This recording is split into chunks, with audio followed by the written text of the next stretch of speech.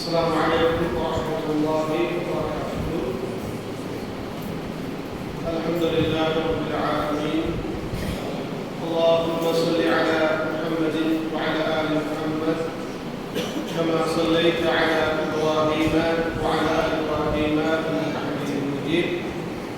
اللهم بارك على محمد وعلى آل محمد كما باركت على إبراهيم وعلى آل إبراهيم إنك حميد مجيد. மதிப்புக்குரிய சகோதரர்களே, நபிகள் ஸல்லல்லாஹு அலைஹி வஸல்லம் அவர்களுடைய சீரத்து ரசூல் வாழ்க்கை வரலாறு தொடர் வகுப்பிலே இருந்து நாங்கள் கற்றுக்கொண்ட விடயங்களை சுருக்கமாக நாங்கள் விளங்கிக் கொண்டு வருகின்றோம். அந்த வகையில் கடந்த வகுப்பிலே நாங்கள் சில முக்கியமான நிகழ்வுகளை பற்றி படித்திருந்தோம். அதில் முதலாவது நிகழ்வு நபி ஸல்லல்லாஹு அலைஹி வஸல்லம் அவர்களையும் பனு ஹாஷிம் பனு முத்தலிப் அந்த கிளையார்களை குறைஷிகள் முழுமையாக ஒதுக்கி வைத்த ஒரு சம்பவத்தை நிகழ்வை நாங்கள் பார்த்தோம். அவர்களோடு இந்த கொடுக்கல் வாங்கல் நடவடிக்கைகளிலும் ஈடுபடக்கூடாது என்று சொல்லி அவர்களை ஒதுக்கி வைக்கிறார்கள். அபூ தாலிப் பள்ளத்தாக்கிலே அவ்வாறு அவர்கள் ஒதுக்கி வைக்கப்பட்டார்கள். இது எத்தனை வருடங்கள் இந்த பகிஷ்கரிப்பு நீடித்தது? எத்தனை வருடங்கள்? 3 வருடங்கள் நீடித்தது. அப்ப நுபுவத் 7ஆம் வருடத்திலிருந்து 10ஆம் வருடம் வரை இது ஒரு விடயம் நாங்கள் படித்தது. 2வது விடயம், 10வது வருடத்தில் அல்லாஹ்வுடைய தூதருடைய வாழ்க்கையில் இடம்பெற்ற 2 மிக முக்கியமான மரணங்கள். அல்லாஹ்வுடைய தூதருக்கு அது மிக பெரும் கவலை ஏற்படுத்திய மரணங்கள். முதலாவது மரணம் யார் மௌத்தான? அபூ தாலிப். அபூ தாலிபுடைய மரணம். அவர் யார்? அல்லாஹ்வுடைய தூதருடைய சாட்சா. 2வது மரணம் கதீஜா ரலியல்லாஹு அன்ஹா அவர்களுடைய மரணம். இந்த 2 மரணங்களும் நுபுவத் 10வது வருடத்திலே இடம்பெற்றதால் அந்த வருடம் வரலாற்றிலே எப்படி அழைக்கப்பட்டது? ஆமுல்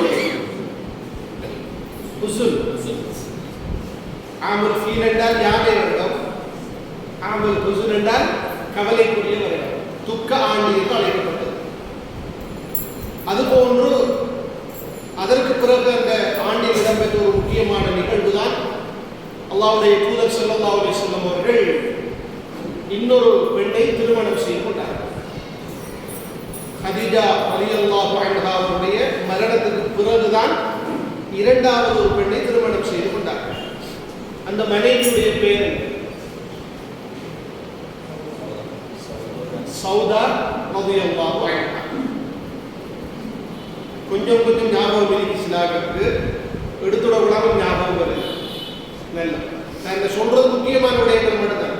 உங்களுக்கு பாடமாக்க முடியாதாக்குள்ள பேரெல்லாம் நான் கேட்கிறேன். பாடமாக்க முடியுமானதான் கேட்கிறேன். இன்றைய அந்த தொடரிலே அதோடு சம்பந்தப்பட்ட அடுத்த சில முக்கியமான நிகழ்வுகளை பற்றி உங்களுக்கு சுருக்கமாக பார்க்கலாம். அன்புக்குரிய சகோதரர்களே, அல்லாஹ்வுடைய தூதருடைய மக்கா தஅவா வாழ்க்கை என்பது மொத்தம் எத்தனை வருடங்களை கொண்டது? மக்காவுடைய தஅவா வாழ்க்கை மொத்தம் எத்தனை வருடங்கள்? மக்காவுடைய தஅவா வாழ்க்கை 13 வருடங்கள். இந்த 13 வருடங்களையும் வரலாற்றிலே 3 வகையாக பிரித்திருக்கிறார். 13 வருடங்கள். முதலாவது ரகசியமான பிரச்சாரம் செய்த வருடங்கள் 3 வருடம். அதுக்கு பிறகு அரகசியமான பிரச்சாரம் 3 வருடத்துக்கு பிறகு. 3வது காலகட்டம் என்னன்னா, மக்காவுக்கு வெளியில் தஅவாவை அல்லாஹ்வுடைய தூதர் ஆரம்பித்த ஒரு காலகட்டம். அது நுபுவத் 10வது வருடத்திலிருந்து ஆரம்பமாகும்.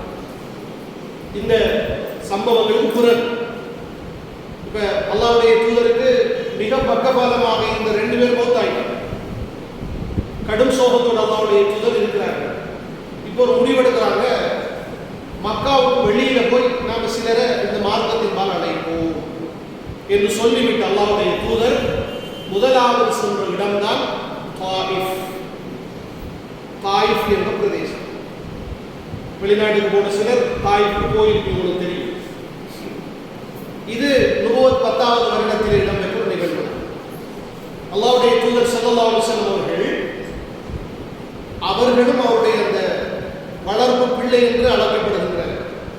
ஸைத் இப்னு ஹாரிஸா ரலியல்லாஹு அன்ஹு. இவர்கள் 2 பேரும் கால்நடையாக நடந்து போய் தாயிஃபுக்கு போறாங்க. இடையில போற வழியில யாரெல்லாம் சந்திச்சாங்களோ எல்லாருக்கும் தாவா செய்து கொண்டு போகிறார்கள். தாயிஃபுக்கு போன அல்லாஹ்வுடைய தூதர் அங்கே மொத்தம் 10 நாட்கள் தங்கியிருந்தார். 10 நாட்கள் தங்கியிருந்து அங்குள்ள முக்கியமான பிரமுகர்களை, தலைவர்களை சந்தித்து இந்த மார்க்கத்தை ஏற்றி வைக்கிறார்கள், தாவா கொடுக்கிறார்கள். ஆனால் அவர்கள் யாரும் அதை ஏற்றுக்கொள்ளவில்லை. குறிப்பாக அங்கே சகீஃப் என்ற கோத்திரம், அதன் தலைவர்கள் தான் முக்கிய பொறுப்பில் இருந்தார்கள். அவர்களை எல்லாம் சந்தித்து இந்த மார்க்கத்தை பற்றி சொன்னார்கள். அவர்கள் யாரும் ஏற்றுக்கொள்ளவில்லை. 10 நாள் தங்கியிருக்கிறார்கள். ஒருவரும் இஸ்லாமில் உடனே எச்சரிக்கை விடுக்கிறாங்க, முஹம்மது தாயிஃபை விட்டு வெளியே எச்சரிக்கை. சில வம்பர்களையும் அடிமைகளையும் தூண்டிவிட்டார்கள். அல்லாஹ்வுடைய தூதரை அவர்கள் பரிகாசம் செய்தார்கள். அப்படி பாதையாக வரக்கூட பரிகாசம் செய்கிற டைம்ல மக்கள் எல்லாம் ஒன்று சேர்ந்தார். அப்போது இவர்கள் கற்களை எடுத்து அல்லாஹ்வுடைய தூதருக்கு எறிந்து, அல்லாஹ்வுடைய தூதர் ஒரு பொய்யனை போல, ஒரு பைத்தியக்காரனை போல, ஒரு கல்வனை போன்று அல்லாஹ்வுடைய தூதரை தாயிஃபை விட்டு விரட்டுகிறார்கள். பாதையிலே போகிற இடமெல்லாம் கல். அல்லாஹ்வுடைய தூதர் ஸல்லல்லாஹு அலைஹி வஸல்லம் அவருடைய காலிலே மிக பெரும் காயம், இரத்தம் வடிந்து ஓடிக்கொண்டிருக்கிறது. ஸைத் இப்னு ஹாரிஸா அல்லாஹ்வுடைய தூதரை நோக்கி வந்த அந்த கற்களை எல்லாம் ஒரு கேடயமாக இருந்து அப்படியே தாங்கி கொடுக்கிறார்கள். அவங்களோட தலையில பலத்தாடி ஸைத் இப்னு ஹாரிஸா 2 பேரும் அப்படியே போறாங்க. கிட்டத்தட்ட தாயிஃபிலிருந்து 3 மைல் தூரம் நடந்து போறாங்க. சரியான களை நிறுத்தம் ஓடுது. அப்பதான் ஒரு பேரித்த மர தோட்டம், பேரித்த மரம் இல்லை, அந்த திராட்சை கொடிகள் உள்ள ஒரு தோட்டம். அதுக்குள்ள அல்லாஹ்வுடைய தூதர் போய் அந்த திராட்சை கொடியை ஓய்வெடுக்கிறாங்க. அது ரபியா என்று சொல்லக்கூடிய ஒருவருடைய 2 பிள்ளைகளுக்கு சொந்தமான ஒரு தோட்டமாக இருந்துச்சு. அல்லாஹ்வுடைய தூதர் அந்த கட்டத்தில் அல்லாஹ்விடத்திலே பிரார்த்தனை செய்கிறார், தன்னுடைய இயலாமையை முறையீடு செய்கிறார். இப்போது அந்த தோட்டத்து சொந்தக்காரர்கள் பார்க்கிறார்கள், இந்த பரிதாப நிலையை பார்த்து சொன்னார்கள். அவருடைய அந்த அடிமையை கூப்பிடுகிறார்கள். அவருடைய பேர் அத்தாஸ். அவர் ஒரு நஸ்ரான், ஒரு கிறிஸ்தவராக இருந்தார். இவர்களுக்கு இந்த திராட்சை பழங்களை ஆய்ந்து கொண்டு கொடுங்கள் சொன்னார். என்ன பரிதாபத்தை பார்த்துட்டு திராட்சை பழங்களை கொடுங்க, அந்த அளவுக்கு பரிதாபம் சொன்னாங்க அல்லாஹ்வுடைய தூதருக்கும் அந்த சஹாபி. இப்போது அல்லாஹ்வுடைய ஏற்பாடு பெரும்பாலான உலமாக்கள் சொல்லுகிறார்கள், அந்த திராட்சம்பழம் கொடுக்கப்போனார் கிறிஸ்தவ அடிமை, அவர் அந்த கட்டத்தில் இஸ்லாத்தை ஏற்றுக்கொண்டார். அல்லாஹ்வுடைய ஏற்பாடு. அல்லாஹ்வுடைய தூதர் அந்த திராட்சம்பழங்களை பிஸ்மில்லாஹ் சொல்லி சாப்பிடுறாங்க. அதுக்கப்புறம் இவர் அவர்களிடத்தில் சில விடயங்களை கேட்கிறார். உடனே அவர் இஸ்லாத்தை ஏற்றுக்கொண்டார். அதற்கு பிறகு அல்லாஹ்வுடைய தூதர் அந்த தோட்டத்திலே இருந்து வெளியேறி நடந்து போறாங்க. கர்னுல் மனாசில் என்ற இடத்துல தங்குறாங்க. இந்த இடத்திலே தான் ஆயிஷா ரலியல்லாஹு அன்ஹா அவர்கள் சொல்லுகிறார்கள், நான் ஒரு தடவை அல்லாஹ்வுடைய தூதரிடத்திலே கேட்கிறேன், யா ரசூலல்லாஹ், உங்களுடைய வாழ்க்கையில இந்த உஹது போர் நடந்த நாளை விட ஒரு கடுமையான கஷ்டமான ஒரு நாள் உங்களுடைய வாழ்க்கையில நீங்க சந்தித்திருக்கிறீர்களா என்று கேட்டேன். அப்போது அல்லாஹ்வுடைய தூதரின் இடத்திலே சொன்னார்கள், யௌமுல் அகபா, இந்த தாயிஃபுடைய நாள் சொல்கிறார்கள். நான் அந்த மக்களுக்கு அழைப்பு விடுத்தேன், அவர்கள் என் அழைப்பை ஏற்றுக்கொள்கிறேன்.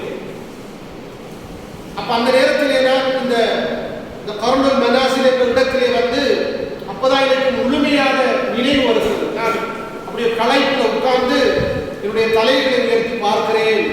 அப்படியே வானத்தில் மேகம் நிழல் கொடுத்து கொண்டிருக்கிறது. அப்போது அங்கே நான் ஜிப்ரீலை கண்டேன். ஜிப்ரீல் சொல்றாரு, முஹம்மதே, அல்லாஹ்வுடைய தூதரே, நீங்கள் அந்த மக்களுக்கு அழைப்பு விடுத்ததையும் அவர்கள் உங்களுக்கு சொன்ன பதிலையும் அல்லாஹ் செவியேற்று விட்டார். அவர்கள் விடயத்தில் நீங்கள் விரும்பியதை செய்யலாம். உங்களிடத்திலே அல்லாஹ் மலக்குல் ஜிபாலை அனுப்புகிறான். மலக்குல் ஜிபால் என்றால் மலைகளுக்குரிய மலக்கை அல்லாஹ் அனுப்புகிறான். அந்த மலக்குவாக அவர் அல்லாஹ்வுடைய தூதர் அந்த இடத்தில் சந்திக்கிறார். அல்லாஹ் என்னை உங்களிடத்தில் அனுப்பி இருக்கிறார். நீங்கள் விரும்பினால் அந்த தாயிஃப் வாசிகளை 2 மலைகளுக்கு இடையிலே வைத்து நடத்தி நசித்து விடுகிறேன். அல்லாஹ்வுடைய ஓர்டர். நீங்க விரும்பினா செய்யுங்க. அல்லாஹ் யோசிச்சு பாருங்க சகோதரர்களே. அந்த கட்டத்திலே அல்லாஹ்வுடைய தூதர் அந்த மக்களில் வைத்திருந்த இரக்கத்தையும் அன்பையும் பாருங்கள், கவலையை பாருங்கள். அல்லாஹ்வுடைய தூதர் சொன்னார்கள், இவர்களுடைய சந்ததிகளிலிருந்து அல்லாஹ்வை மட்டும் வணங்கக்கூடிய, அல்லாஹ்வுக்கு இணை கற்பிக்காதவர்கள் வெளியாக வேண்டும், உருவாக வேண்டும் என்று நான் ஆதரவு வைக்கிறேன் என்று சொன்னார்கள். அல்லாஹ்வுடைய தூதர் விரும்பல், நான் ஒரு நாள் விரும்ப மாட்டேன் சொன்னார். அந்த மக்களை அழிக்க நான் விரும்ப மாட்டேன். என்ன ஆதரவு வைச்சாங்க? இவர்கள் என்னுடைய இந்த தஅவாவை ஏற்றுக்கொள்ளவில்லை என்றாலும் இவர்களில் இருந்து அல்லாஹ் சந்ததிகளை உருவாக்குவார். அவர்கள் அல்லாஹ்வை மட்டும் வணங்குவார்கள், அல்லாஹ்வுக்கு இணை கற்பிக்க மாட்டார்கள். அல்லாஹ்வுடைய தூதருடைய தூதரோ. பிறகு அன்புக்குரியவர்களே, அங்கிருந்து அல்லாஹ்வுடைய தூதர் நடக்கிறார்கள். நஹ்லா என்ற ஒரு வாதி, ஒரு நீரோடை, அந்த பகுதியிலே தங்குகிறார்கள். அங்கே தொழுகிறார்கள். தொழுகையிலே குர்ஆனை ஓதுகிறார்கள். அல்லாஹ் தஆலா சில ஜின்களை அல்லாஹ்வுடைய தூதரை சந்திக்க வைக்கிறார். அதிலே 7 ஜின்கள் அல்லாஹ்வுடைய தூதர் தொழுகையிலே ஓதின அல் குர்ஆன் ஓதலை கேட்டு இஸ்லாத்தை ஏற்றுக்கொண்டார்கள். ஜின்கள் இஸ்லாத்தை ஏற்றுக்கொண்டார்கள். ஜின்களுக்கும் அல்லாஹ் இந்த அல் குர்ஆனை வேதமாக எழுதியிருக்கிறார். அவர்கள் தங்களுடைய கூட்டத்தாருக்கு இந்த மார்க்கத்தை பற்றி ஏற்றி வைக்கிறார்கள். அதற்கு பிறகு அல்லாஹ்வுடைய தூதர் நடந்து மீண்டும் முத்தைம் என்று சொல்லக்கூடிய அரவணைப்பிலே, பாதுகாப்பிலே மக்காவுக்குள் நுழைந்து விடுகிறார். அல்லாஹ்வுடைய தூதர் மக்காவுக்கு வெளியிலே தாவா செய்ய போனார்கள். அதில் அவர்களுக்கு வெற்றி கிடைக்கும். கடுமையாக துன்புறுத்தப்பட்டார். இது நுபுவத் 10வது வருடத்தில் இடம்பெற்ற ஒரு முக்கியமான நிகழ்வு. அவருடைய சுருக்கத்தை மட்டும் உங்களுக்கு சொல்லி, இப்ப அல்லாஹ்வுடைய தூதர் தன்னுடைய அழைப்பு பணியிலிருந்து ஓய்வு பெறும். நமக்கெல்லாம் இந்த அழைப்பு பணி செய்கிற டைமில் சில பிரச்சனைக்கு மேல பிரச்சனை வந்தா நாம் என்ன செய்வோம்? நமக்கு என்ன தேவை ஒதுங்க நம்பா. ஈமானில் பலவீனமானவர் நிலை எப்படி இருக்கும்? ஒதுங்க நம்பா. அல்லாஹ்வுடைய தூதருடைய முன்மாதிரி அவர்கள் சடையடைய திரும்ப அல்லாஹ்வுடைய தூதர் ஹஜ்ஜுடைய மாதம் அதே மாதிரி இப்ப வெளியூர்களிலே இருந்து பலர் ஹஜ்ஜுக்காக வேண்டி மக்காவுக்கு வருவார். அவர்கள் தங்கியிருந்த இடங்களுக்கெல்லாம் சென்று அல்லாஹ்வுடைய தூதர் அவர்களுக்கு தாவா செய்கிறார். இந்த மார்க்கத்தை வெற்றி வைக்கிறார்கள். இப்ப அவங்க ஒவ்வொரு இடத்துல தங்கியிருந்தாங்க. தன்னோட சில சஹாபாக்கள் கூட்டிட்டு போறார். அபூபக்கர், அலி ரலியல்லாஹு அன்ஹு இப்படி அந்த சஹாபாக்களோட போய் அவர்களுக்கு தாவா செய்கிறார். அப்படி தஅவா செய்த போது இஸ்லாத்தை ஏற்றுக்கொண்ட ஒருவர் தான் அபூதர் அல்-கிஃபாரி ரலியல்லாஹு அன்ஹு. கிஃபாரி என்ற கோத்திரம். அவங்களோட கோத்திரத்துடைய பிரதானமான தொழில் வழிமறைத்துக் கொள்ள. அந்த கூட்டத்தின் தலைவர் தான் அபூதர். அவர் இப்படியான ஒரு சந்திப்பின் ஊடாகத்தான் இந்த கலிமாவை ஏற்றுக்கொண்டு தன்னுடைய கூட்டத்துக்கு அதை எட்டி வைக்கிறார் என்பதை நாங்கள் வரலாற்றில் படிக்கிறோம். அதற்கு பிறகு அன்புக்குரிய சகோதரர்களே,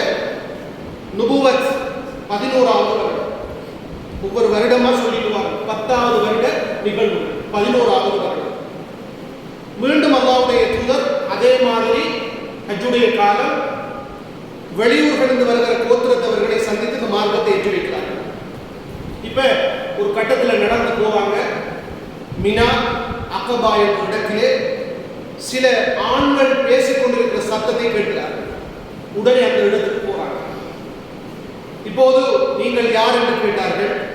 நாங்கள் மதீனாவிலே இருந்து வந்திருக்கிறோம், நாங்கள் ஹஸ்ரத் என்ற கோத்திரத்தை சேர்ந்தவர்கள், உங்களோடு கொஞ்சம் பேசலாமா என்று கேட்டார்கள். அவர்கள் மொத்தம் 6 இளைஞர்கள். உக்பா இப்னு ஆமிர் ரலியல்லாஹு அன்ஹு என்ற சஹாபி உட்பட 6 இளைஞர்கள். அவர்களோடு உட்கார்ந்து அல்லாஹ்வுடைய தூதர் இந்த மார்க்கத்தை அறிமுகம் செய்கிறார். லா இலாஹ இல்லல்லாஹ் முஹம்மது ரசூலுல்லாஹ் என்ற அந்த தௌஹீதை அவர்களுக்கு எட்டி வைக்கிறார்கள். அல்லாஹ்வுடைய ஏற்பாடு. அன்புக்குரிய சகோதரர்களே, அந்த 6 பேரும் இஸ்லாத்தை ஏற்றுக்கொண்டார்கள். இவர்கள் மதீனாவாசிகள். இந்த 6 பேருடைய இஸ்லாம் இந்த மதீனாவுக்குள் இஸ்லாம் நுழைவதற்கான ஆரம்பமாக அமைந்தது. அப்ப அவர்கள் உடனே அல்லாஹ்வுடைய தூதருக்கு ஒரு வாக்குறுதி கொடுத்தார்கள். நாங்கள் மதீனாவுக்கு போனதற்கு பிறகு உங்களை பற்றியும் இந்த மார்க்கத்தை பற்றியும் நாங்கள் அறிமுகம் செய்வோம். அறிமுகம் செய்து எங்களால் முடியுமான தாவாவை செய்து அடுத்த வருடம் உங்களிடத்திலே அழைத்துக் கொண்டு வருவோம் என்ற வாக்குறுதியை கொடுத்துவிட்டு அவர்கள் மதீனாவுக்கு திரும்பி போகிறார்கள். வரலாற்றிலே சொல்லப்படுகிறது, இவர்கள் திரும்பி போனதற்கு பிறகு மதீனாவிலே இருக்கிற ஒவ்வொரு வீடுகளிலும் முஹம்மது நபியுடைய பெயர்கள் உச்சரிக்கப்படுகிறது, அவரை பற்றி பேசப்படுகிற ஒரு நிலை உருவாகும். இது அந்த ஹிஜ்ரத்துக்கான ஆரம்பங்கள் தான். இது அல்லாஹ்வுடைய தூதருடைய வாழ்க்கையில் இடம்பெற்ற ஒரு முக்கியமான நிகழ்வு. நுபுவத் 11வது. அப்ப இந்த வருடத்திலே ஹஜ்ஜுக்கு வந்த மதீனாவை சேர்ந்த 6 இளைஞர்கள் அகபா என்ற இடத்தில் வைத்து இஸ்லாத்தை ஏற்றுக்கொண்டார்கள். இது ஒரு முக்கியமான வரலாற்று குறிப்பு.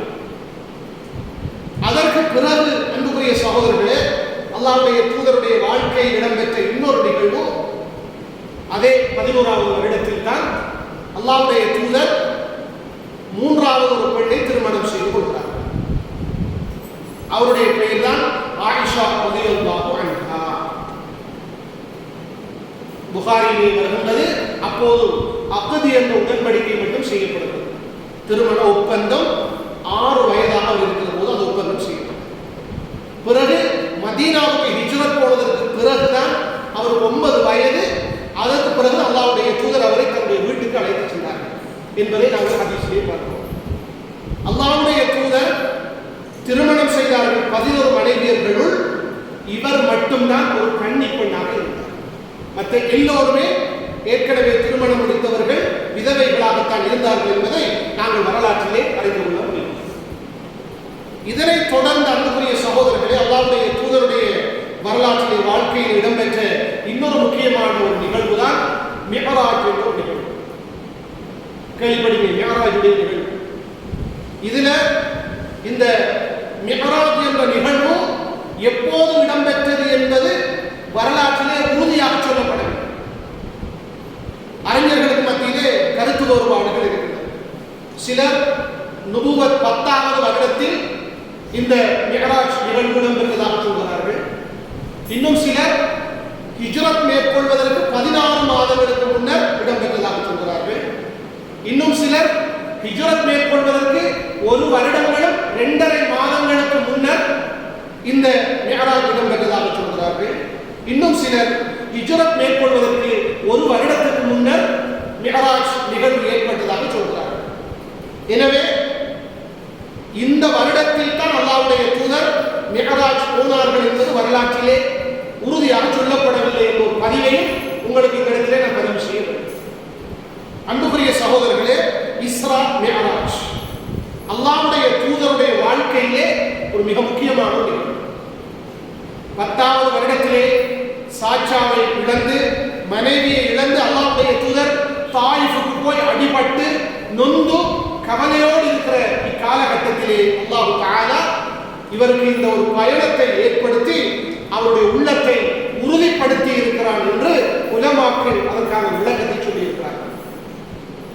இஸ்ரா மிஅராஜ் 2 நிகழ்வு. இஸ்ரா என்ன? இஸ்ரா மிஅராஜ் இது ரெண்டும் ஒரே இரவில் இடம்பெற்றது. நன்றாக ஒரே இரவில் இடம்பெற்றது.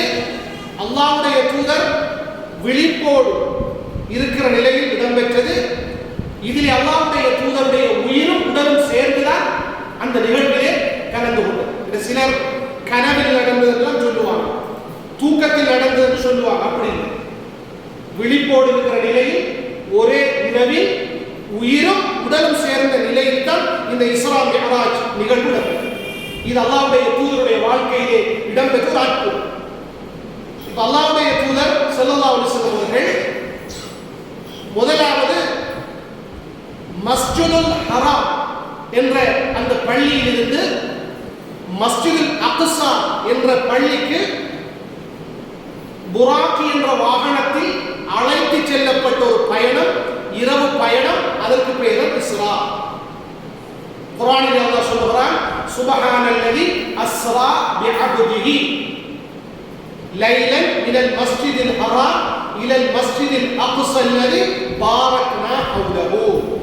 அல்லாஹ் தஆலா தன்னுடைய அடியாரை இரவிலே மஸ்ஜிதுல் ஹரத்திலிருந்து மஸ்ஜிதுல் அக்ஸாவுக்கு அழைத்து சென்றான். அந்த அல்லாஹ் தூய்மையானவன். சூரத்துல் இஸ்ராவுடைய ஆரம்பம். இது இஸ்ரா நிகழ்வு. உண்மையில் அல்லாஹ்வுடைய தூதருடைய வாழ்க்கையிலே அவர்கள் இதற்கு முன்னர் மஸ்ஜிதுல் அக்ஸாவை பார்க்கவே. அப்பதான் அல்லாஹ்வுடைய தூதர் மஸ்ஜிதுல் அக்ஸாவை பார்க்கிறார். பிறகு அன்புக்குரிய சகோதரர்களே, அங்கிருந்து அல்லாஹ்வுடைய தூதர் வானத்துக்கு அழைத்து செல்லப்பட்ட பயணம் மிஅராஜ். ஒரே இரவில் இந்த பயணம் நடைபெற்று முடிகிறது. அதிலே ஜிப்ரீல் அலைஹிஸ்ஸலாம் அவர்கள் அல்லாஹ்வுடைய தூதரை அழைத்துக் கொண்டு போகிறார்கள். வானவருடைய துணையோடு அல்லாஹ்வுடைய தூதர் போகிறார்கள். முதலாவது வானத்துடைய கதவு திறக்கப்பட்டது, சலாம் சொல்லப்பட்டது, திறக்கப்பட்டது. அங்கே அபுல் பஷர் அல் அவ்வல் முதலாவது மனிதர்களின் தந்தை ஆதம் அலைஹிஸ்ஸலாம் அவர்கள் அல்லாஹ்வுடைய தூதர் பார்த்தார். அவருக்கு சலாம் சொன்னார், பதில் சொன்னார். இரண்டாவது வானத்துடைய கதவு திறக்கப்பட்டது. அப்படியே கூட்டிட்டு போறாங்க. உயர்த்தப்பட்டது. யஹ்யா அலைஹிஸ்ஸலாம், ஈசா அலைஹிஸ்ஸலாம் இரண்டு வானவர்களை, இரண்டு நபிமார்களை சந்தித்தார். பிறகு மூன்றாவது வானம் கதவு திறக்கப்பட்டது. போகிறார்கள். அங்கே யூசுப் அலைஹிஸ்ஸலாம் அவர்களை சந்திக்கிறார்கள். நான்காவது வானம் திறக்கப்பட்டது. அங்கே அவர்கள் இத்ரீஸ் அலைஹிஸ்ஸலாம் அவர்களை சந்திக்கிறார்கள். ஐந்தாவது வானத்தின் கதவு திறக்கப்பட்டது. ஹாரூன் அலைஹிஸ்ஸலாம் அவர்களை சந்தித்தார்கள். ஆறாவது வானத்தின் கதவு திறக்கப்பட்டது. மூசா அலைஹிஸ்ஸலாம் அவர்களை சந்திக்கிறார்கள். மூசா அலைஹிஸ்ஸலாம் அவர்களை அவர்கள் சந்திக்கிற போது அல்லாஹ்வுடைய தூதரை கண்டபோது மூசா நபி அழுதார்கள். ஹதீஸ் பார்க்கிறோம். அல்லாஹ்வுடைய தூதரை கண்டபோது மூசா நபி அழுதார்கள். ஏன் அழுதீர்கள்? அவர் சொன்னாரு, நான் உங்களுக்கு முந்தி வந்து தாவா செய்த ஒரு நபி, நீங்க எனக்கு பிறகு வந்தார். ஆனா உங்களோட உம்மத்திலிருந்து தான் அதிகமானவர்கள் சொர்க்கம் போக போகிறார்கள். என்னுடைய உம்மத்தை விட உங்களோட உம்மத்தில் இருந்துதான் அதிகமானவர்கள் சொர்க்கம் போக போகிறார்கள் என்று நினைக்கிற போது எனக்கு அழுகை வருகிறது சொன்னார்கள்.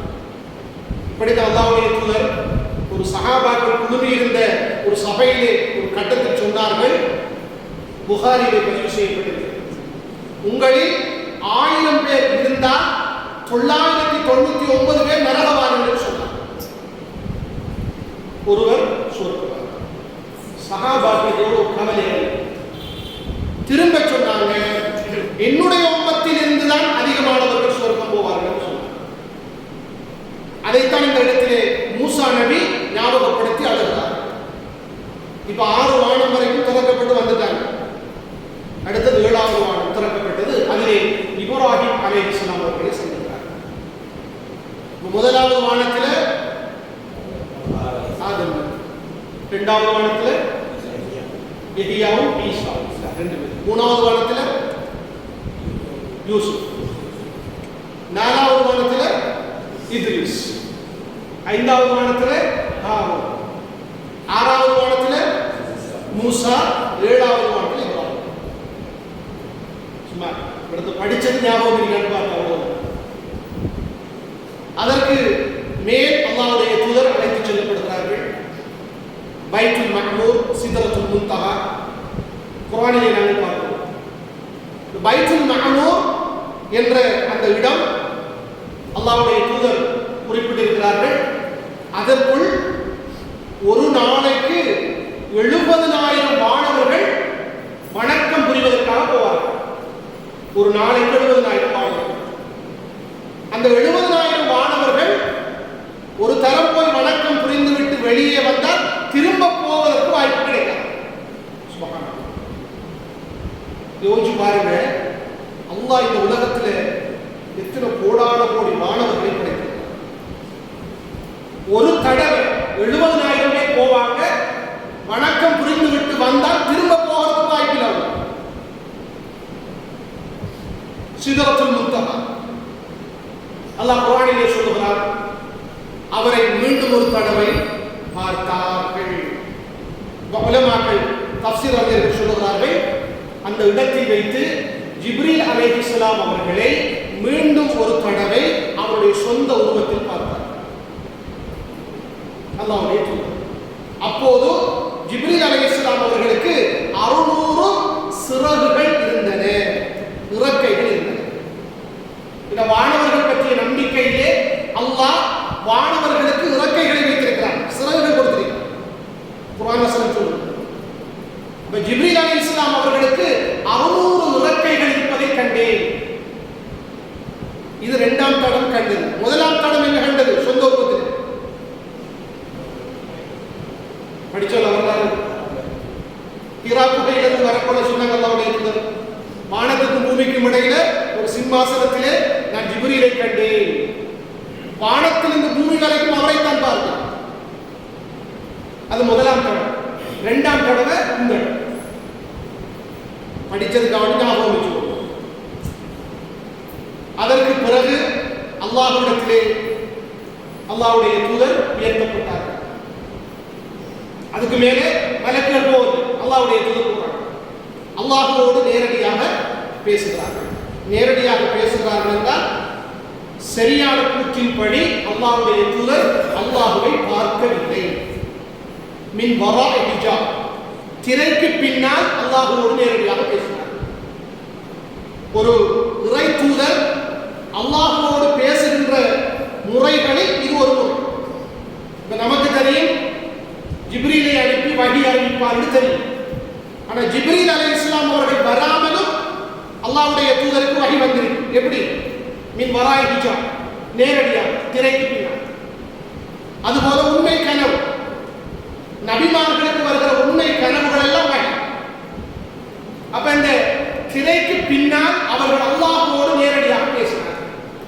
சிலர் அந்த கட்டத்தில் அல்லாஹ்வுடைய தூதர் அல்லாஹ்வை கண்களால் பார்த்ததாக சொல்லுவார்கள். அது சரியான கூற்று. சஹீஹான கூற்று என்றால் அல்லாஹ்வுடைய தூதர் அல்லாஹ்வை கண்களால் பார்க்கவில்லை, திரைக்கு பின்னால் கரைத்தார்கள். அந்த கட்டத்திலே தான் அல்லாஹ்வுடைய தூதருக்கு அல்லாஹ் எத்தனை வக்து தொழுகையில கடமையாகினார்? 50 வக்த். நமக்கு முதலாவது கடமையாக்கப்பட்டது 50 வக்த். யோசித்து பாருங்க, அவ எப்படி 5 வக்துக்கே நம்ம படுற பாடம். டைமுக்கு வாரது கஷ்டம், சுபஹுக்கு எழும்புற கஷ்டம், சலாம் கொடுத்து அடுத்த சலாம் ரோட்டில் கொஞ்சம் பேர். ஏன்னா தொலைக்குள்ளைய வேற எண்ணத்தில் வா. பள்ளிக்குள்ள தங்கி இருக்கிறதெல்லாம் இன்றைக்கு விருப்பம் இல்லாத விடயமாயிடுச்சு. ஒரு தேர்தல் கூட்டம் நடக்குதுன்னா மாஷா அல்லாஹ் 10 மணி 11 மணி கால் வலிக்க வலிக்க நிற்பாங்க. பயான கேட்கறதுக்கு ஒரு அரை மணித்தியாலும் இருக்க மாட்டாங்க. இருந்தாலும் கொஞ்சம் பேர் தூக்கம் பேர். இதை இது கைதாக்குற இடம் இல்லையே, பேச பேச கைதாக்கு. அன்புக்குரிய சகோதரர்களை 50 வக்து தொழுகை இதை சந்தோஷமாக எடுத்துட்டு 6வது வானத்தில் இருந்தார் யாரு? மூசா. மூசா சொன்னாரு, உன்னுடைய கூட்டம் மேற்காங்காது. அது கொஞ்சம் கொஞ்சம் குறைக்கப்பட்டு 10 வக்து ஆயிடுச்சு.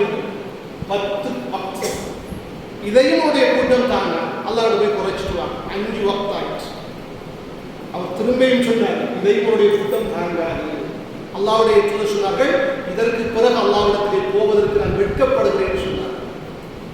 5 வக்து தொழுகைகளோடு அல்லாஹ்வுடைய தூதர் வருகிறார்.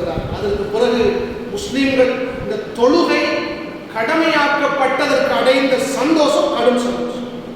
ஏன்னா ஏனைய சமூகங்களை பொறுத்தவரையிலே அல்லாஹ்விடத்தில் ஏதாவது கேட்க வேண்டும் என்றால் நபியிடம் வந்து சொல்லித்தான் கேட்போம். அல்லாஹ் தஆலா எங்களுக்கு நேரடியாக கேட்பதற்கான ஒரு வணக்கத்தை தந்து விட்டான். தொழுகை முனாஜாத்துல்லாஹ், அல்லாஹ்வோடு நேரடியாக பேசுவதுதான் தொழுகை. இய்யாக நஅ்புது, எப்படி பேசுறோம்? உன்னையே வணங்குகிறோம், அல்லாஹ்வோட கலைக்கிறோம். வ இய்யாக நஸ்தஈன், சஹாபாக்கள் சந்தோஷம் அடைந்தார். அன்புக்குரிய சகோதரர்களே, இந்த ஒரு முக்கியமான மிஅராஜ் என்ற நிகழ்வு அல்லாஹ்வுடைய தூதருடைய வாழ்க்கையிலே ஏற்பட்டது. அல்லாஹ்வுடைய தூதருடைய உள்ளத்தை அது உறுதிப்படுத்தக்கூடிய ஒரு நிகழ்வாக இருந்தது. இப்ப அல்லாஹ்வுடைய தூதர் மக்காவுக்கு வந்தாங்க, நடந்த சம்பவங்கள் எல்லாம் சொன்னாங்க. ஏற்கனவே குறைஷி காபிர்கள் அல்லாஹ்வுடைய தூதரை ஏற்றுக்கொள்ளாத மக்கள், நிராகரித்தவர்கள்.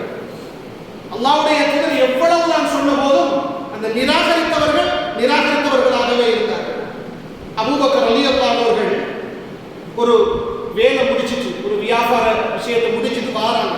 வரக்குள்ள இடையில சில குறைஷி காபிர்கள் சந்தித்து, கேள்விப்பட்டீங்களா உங்களோட நண்பர் சொல்றத என்ன? அவர் இரவு மஸ்ஜித் அக்ஸாவுக்கு போனாராம், 7 வானங்களுக்கு மேல போய் அல்லாஹ்வை சந்திச்சுட்டு வந்தாரா. நக்கலாச்சு. அல்லாஹ்வுடைய தூதருடைய இந்த செய்தியை கேட்ட அபூபக்கர் ரலியல்லாஹு அவர்கள் சொன்னார்கள், இதை முஹம்மது சொன்னாரா? அவர் சொன்னால் அது உண்மைதான். அன்றிலிருந்து தான் அவருக்கு ஒரு பெயர் வந்துட்டு சித்தீக். அபூபக்கர் அஸ்-சித்தீக். அஸ்-சித்தீக் நகர்த்தன மிக உண்மையாளர்.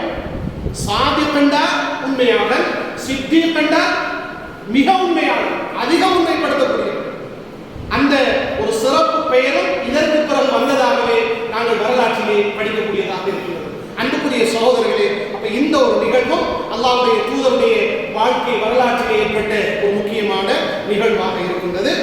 இன்ஷா அல்லாஹ் அடுத்தது நுபுவத் 11ஆம் வருடத்தில் நாம் இருக்கிறோம்.